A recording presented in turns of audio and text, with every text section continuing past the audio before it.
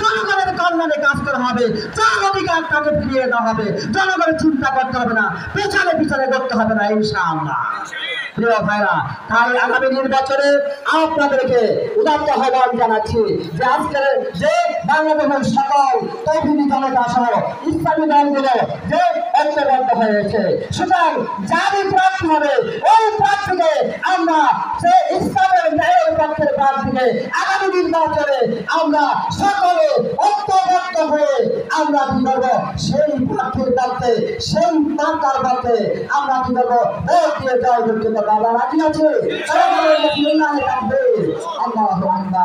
সাংবাদিক ভাইরা, আমরা চাই এদেশের দুর্নীতিকে নির্বাচনের দুর্নীতি কমে যাক, টাকা পয়সা অর্থের ছড়াছড়ি এবং দেশের সম্পদ নষ্ট হয়। তাই এই সম্পদ বাঁচাইবার জন্য মারামারি কাটাকাটি খুন খারাপি বন্ধের জন্য আমরা চাচ্ছি পিয়ার পদ্ধতিতে নির্বাচন। আপনাকে রাজি আছেন? রাজি আছেন? প্রিয় ভাইরা, পিয়ার পদ্ধতি এমন একটা পদ্ধতি, কেমন কোন ব্যক্তি আর কি আপনাদের কাছে ঘুরতে হবে না, আপনাদের ব্যক্তির কাছে ঘুরতে হবে না।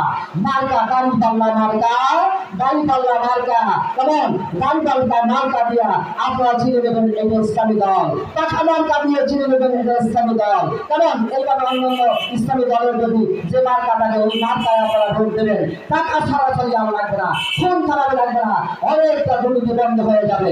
এবং প্রত্যেক সিরিয়াল ভিতরে অমুক প্রার্থী তার দলে যাবে এ চিন্তা করতে হবে না যে মার্কা থেকে আপনারা ভোট দেবেন। এই পদ্ধতি ভালো না ওই খুন খারাপি টাকা সরাসরি ওই পদ্ধতি ভালো? কোনটা ভালো?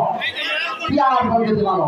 সুতরাং আমরা দেশ ও জাতি আজকে ঐক্যবদ্ধ হয়েছি যে আমরা যারা এখনো দুইটা করতেছ আমরা উদাত্ত আহ্বান জানাবো সকলে মিলে এই পিয়ার পদ্ধতির মাধ্যমে আজকে আমরা যদি জাতীয় সংসদে আমরা যেতে পারি তাহলে একসাথে পারে কোনো দল আর ক্ষমতায় যে আর মানুষের বিরুদ্ধে কেউ দুর্নীতি করতে সক্ষম হবে না।